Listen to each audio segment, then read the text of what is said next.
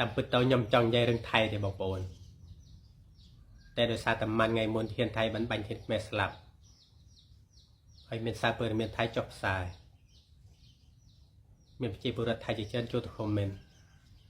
ហើយដាក់រូបតុក្កតាសើចខ្ញុំក៏ចូលទៅមើលខមមិនដែរគេច្រើននិយាយថាយើងបំពេញដៃគេហើយខ្ញុំក៏ធ្វើវីដេអូខ្លួនឯង 3-4 វីដេអូដែរ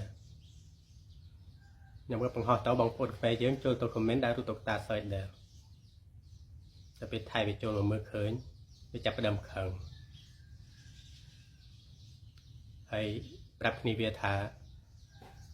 អុយ record ខ្ញុំចាញ់ពី Facebook ថាខ្ញុំអ្នកបំផុសផលគឺtôiចាប់តែថៃ